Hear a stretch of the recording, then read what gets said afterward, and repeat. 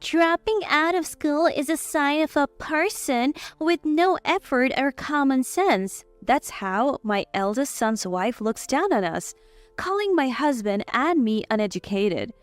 Does she really think all dropouts are like that? Who is really the one without effort or common sense? I clenched my trembling, angry hands and decided to cut ties with her.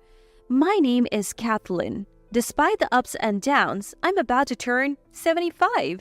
Overall, I've had a happy life. But there's been one problem. It's the presence of my eldest son's wife. I married Tom and we were blessed with 2 sons. Mike, our eldest son, turned out to be kind and gentle, while our younger son Bob was a bit of a handful. Bob often got into fights with classmates and caused us quite a bit of worry with frequent calls from the school. But even Bob settled down after graduating from college and becoming a working adult. He married Sally, a calm woman who becomes quite intimidating when angry. Sally was the perfect match to handle Bob, who still had his mischievous nature. Indeed, after marrying, Bob voluntarily cut back on nights out with his male friends and started helping with household chores, showing his care for Sally. Seeing this change, I thought to myself how much Bob had grown up. The issue was with Mike. A little after Bob's wedding, Mike also got married. She was Mary, a woman with a somewhat stern look around her eyes. Apparently, her family background was quite elite, with a sister who's a doctor and relatives in politics. However, Mary herself wasn't a graduate of any prestigious university and worked as an office worker in a private company. Quite an ordinary person. She met Mike, a graduate of a modest technical college, through work. Despite her initially stern appearance, she turned out to be a friendly and nice woman, getting along well with us. This was the case until she became pregnant. When Mary found out she was expecting their first child, she immediately called to inform us. We were overjoyed at the prospect of another grandchild, having already celebrated the arrival of Bob's first child. But Mary's call wasn't just to share the happy news of her pregnancy. I wanted to inform you and Kathleen that I'm pregnant. Really? That's wonderful, Mary. Take care of yourself. And remember, you can always rely on us if you need anything. Thank you. Actually, Kathleen, I wanted to discuss something. What is it? Is it true that you and Kathleen dropped out of school? Huh? Mary mentioned that during her pregnancy announcement, her parents asked her about the background of Mike's parents. By the way, what's the background of Mike's parents? She said she was asked by her mom. Until then, Mary hadn't really thought about our educational background or our family standard of living. It was the first time she had asked our son about it. According to her, our son told her, "My parents dropped out and helped with the family business." It said that he heard that. As I mentioned before, Mary's family is elite. There are no dropouts among them. Therefore, in Mary's mind, dropping out had a very negative connotation. To her, it seemed equivalent to being ambitionless and incompetent. When I honestly responded, yes, that's right. Then Mary said, I see. Understood. She replied in a somber tone and abruptly ended the call. It might have shocked her to hear about an unfamiliar educational background, but Mary's spouse is not me. It's my son. Until then, I thought our educational background wouldn't matter to the two of them. A while later, we found out the gender of Mike's baby. It was a boy. The joy of expecting a grandchild was just as immense as when we had our first grandchild. Tom and I, getting carried away, gathered cute baby clothes and sent them to Mike's place. Mike expressed his thanks and we thought they were pleased. However, during a visit before the baby's birth, Mary made an astonishing request. We are a bit overwhelmed with all these clothes. Could you instead send educational toys that help with the child's brain development? Tom and I were taken aback as we weren't very familiar with the concept of educational toys at the time. I grew up feeling inadequate at home, so I want to raise this child properly. Please, can you help with that? Her polite request made us feel as though we had done something wrong, but it also left us wondering, isn't it customary to express gratitude for baby clothes? We felt a bit uneasy, but we thought maybe Mary was just stressed before the birth. I remembered having similar feelings myself. We decided it was best to ask what they needed before sending anything next time, but that night it was when I passed by Mary and my son's room. I heard such an exchange through the door. "Hey, can't you do something about Kathleen and the others? I'm worried about our child's future if it stays this way." But, we can't change our educational background now. "But the early years are crucial. I mean, no offense, but being influenced by dropouts like Tom and Kathleen might not be good for the child, right?" I don't think that's going to be a problem. "You can be sure. I want to enroll our child in a private kindergarten. After that, it's Harvard University, but with dropouts like Kathleen and others, I'm worried about the influence on exams and such." My brother and I were raised freely. We might be told it's cruel to focus only on studies. See, that's what I mean. That's not okay. If you raise them too freely, they'll end up like me, called a failure. I want to prove them wrong with this child. A failure? That's not true. The early years are so important, and having grandparents who are dropouts, I'm already worried about the child's future. It would be fine if they don't interfere with parenting. I was stunned to overhear such a conversation. I knew from my son that Mary was looked down upon for her educational background by her own family. But to think she was planning to give our grandchild an elite education just to prove her family wrong? Children are not extensions of their parents. They have their own lives. It's important to provide a good education, but what matters most is whether the child wants it or not.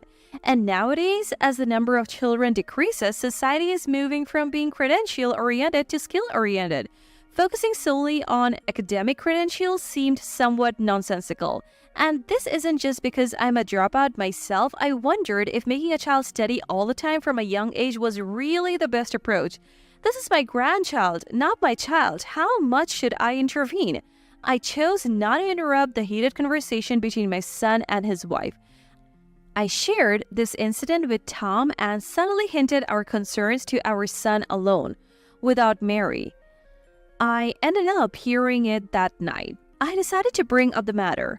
Although I thought it might be meddling, we were still concerned about our grandchild's future and the behind-the-scenes dynamics between our daughter-in-law and son that we had inadvertently witnessed. However, Mike just said, "Mary is having a tough time. Try to understand." It seemed he was trying to harmonize the family by accepting Mary's opinion, even though it felt somewhat different from our more laid-back parenting style. Needless to say, I was somewhat disappointed in my son for being completely under Mary's thumb. I'd always thought of him as a kind son, but to become so submissive upon marriage? After some time, Mary safely gave birth to their first child. Eager to see our grandchild, Tom and I went for a visit. Unbelievably, we were the only ones denied visitation. Both Mary's parents were allowed to see them, as was Bob's family. Although we were told it was because Mary wasn't feeling well after giving birth, I couldn't help but feel suspicious because of our previous conversations. I couldn't help but wonder if we were being denied visitation because we are grandparents who dropped out. I couldn't help but doubt it. However, we couldn't just force our way in despite being denied visitation. Accepting that it was for Mary's health, we avoided visiting her during her hospital stay. After she was discharged, we decided to visit Mike's home with a gift for the baby. But then, "I'm sorry, but Kathleen and you cannot enter our house." Mary stood firmly at the front door, her intense eyes making it clear that we were not allowed inside. "I have been thinking about it a lot, what kind of environment I should provide for my child. But no matter how I think about it, grandparents who are dropouts will only be a source of shame for this child's future." Excuse me? Dropouts are nothing but people who lack effort and common sense. Having such grandparents constantly around would be a bad influence. That's why I absolutely will not let this child meet you. I was stunned to think she would go as far as to refuse to let us meet our grandchild. She keeps mentioning dropouts, but I wonder if a parent so fixated on educational backgrounds isn't the bad influence. As we stood there trembling with anger, Mary continued, However, it's fact that you are this child's grandparents. Rest assured, we'll accept gifts for the birth and school entrance. But please, no items. Tom and Kathleen lack taste. Gifts from less intelligent people end up as garbage. So just give money. I won't tell the child it's from you. In essence, she just wanted the money. Was it the shock of being deprived of the joy of meeting our grandchild? Or was it the despair that Mike said nothing about the situation? Various emotions are swirling inside me, and I don't know how to properly express them. From the back of the room, I could hear the joyful laughter of Mary's parents playing with the child. This only agitated our feelings further in a bad way. Tears filled my eyes as I struggled to hold them back, and Tom's face turned red with anger. We quietly took each other's hands, resolute. Understood. Then it's a disconnection. When Tom said this, Mike looked at us in shock while Mary smiled. If that's the case, then it can be helped, she said. After that, Mike tried to contact us several times, but we ignored him. Even if he wanted us to reconcile with his wife, it was impossible. It wasn't a matter of forgiveness, simply. Mary's way of thinking and our compatibility were too different. Reconciling would only lead to the same problems. Gradually, Mike's attempts to reach out decreased, and all our affection was poured into Bob's family and their child. Bob's son Joe was a child who, unusually for these times, loved his grandparents dearly. This was because Bob worked in construction, and his wife Sally was a nursery teacher, both working parents, and Tom and I were practically living with Bob's family, helping to raise Joe. To be clear, it wasn't that Sally and Bob had abandoned their parenting duties to us. Sally had considered quitting her dream job as a nursery teacher for childcare, so we suggested living together part-time. On the days Sally was absent, either Tom or I or both of us would go to Bob's house from morning till night to take care of our grandchild. 20 years had passed, and in the blink of an eye, our grandchild had grown up, graduated from university, and became a working adult. We organized a modest home party to celebrate our grandchild's independence and birthday, and that's when the incident happened. It was towards the end of the party, as everyone was enjoying wine, cake, and occasionally some fries. My grandson casually said, "After something sweet, you always crave something salty, right?" Just then, ding dong, ding dong, ding dong. The intercom rang loudly. I checked the monitor, and to my surprise, there stood Mary, whom we had cut ties with. Her appearing out of the blue, had she discovered the truth, as I wonder what to do about the appearance of this person who could ruin the whole party? I looked at Tom and Bob, and they all nodded in agreement. It seemed okay to respond. I nodded back at everyone and decided to speak with Mary. Not wanting to open the door, I spoke through the monitor. "What do you want?" To this, Mary furious replied, "You've been deceiving us." She was very furious. Apparently, Mary had found out the truth that we had kept silent. I vowed in my heart to return the humiliation she had given us twice over. "Don't shout such unpleasant things at the front door. What deception are you talking about?" "I heard from Mike that Joe became a doctor and that Tom was teaching him. How can dropouts educate a child to become a doctor? Why did you lie?" "Are you misunderstanding something? The dropout part is true, and we never taught Joe." "What?" "Tom's dream was to be a teacher, but his family had too many children. As the youngest, there wasn't enough money for him to go to high school, so he reluctantly helped on the farm. That's why the dropout part is true. Maybe you misunderstood that he studied on his own after becoming an adult." I continued. "Tom often taught Bob's son through handmade games in maths and English. It wasn't formal teaching, but more like educational play. They were just playing freely. Plus, Joe was a helpful child. When I cooked, he would stay by my side, which led him to get interested in wild plants. From there, he showed interest in herbal medicine, drugs, the human body, and eventually aspired to be a doctor. Thanks to his free upbringing, he developed various interests and ended up on an elite path by chance. But it wasn't forced, which is probably why his academic performance never suffered. He must have enjoyed studying, and that's why he got into Harvard University on his first try. My sister, an obstetrician, also helped him with his studies, so we didn't mention it, but I also helped with the family business for the same reasons as Tom. In our times, financial reasons or family circumstances often led to unavoidable dropouts. Listening to my explanation about the various reasons for dropping out, Mary's face twisted and turned pale. Why didn't you tell me this when my child was born? Then my child wouldn't have ended up a failure. My child was rejected from safety schools and ended up postponing college. Doesn't it hurt you to abandon your grandchild? I don't understand. You were the one who unilaterally rejected us without listening to our side, weren't you? We wanted to cherish our grandchild, but it was you who deprived the child of grandparents and forced them onto a difficult path. But normally when you hear dropout, you think of someone incapable and incompetent, right? You have such a narrow view. There are many dropouts out there who have reached the top through their abilities. It's not too late. I apologize. Could you please oversee my son's studies? If he doesn't get into a famous university next year, I can't face my family. Is that to protect your own reputation? Does your child genuinely enjoy studying and want to go to that university, or are they actually sending out an SOS wanting something different? Mary fell silent with a strained face at my questions. It seemed I had hit the mark. Your parenting has cornered your child. You hated being called a failure yourself, so why can't you accept your child as they are? Your child is not your accessory. As I spoke sternly, Tom chimed in from behind. That's right. If you didn't want to be seen as a failure, you should have proved yourself to your family through your own efforts, but instead you're trying to make your child walk the path you couldn't. That's wrong. Parents should first show their own path. Don't force your child to do what you couldn't. Your child's life is theirs, not yours. Mary started to cry, unable to hold back any longer. But I had no choice. I wanted to have fun when I was young.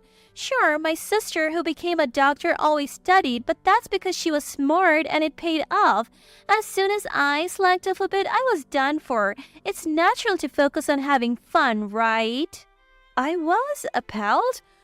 We had thought all along that Mary had always loved studying, but just didn't get good results, which led to her family looking down on her. But from this conversation, it seemed she herself had neglected to put in the effort. To not exert effort, to yearn for success, and then upon feeling to force one's unfulfilled life onto a child? It's the worst kind of story. There is no room for sympathy. Please, look after my child's studies. Mary started pleading again. It seemed like it might be a good idea for Mary to start learning as a person even now. I'm sorry, but we aren't heartless. Even though we have cut ties, we still love our grandchild. However, we can't supervise a student's studies. What do you mean, student? Mary looked astonished. She couldn't see it through the monitor, but Tom and I smiled back.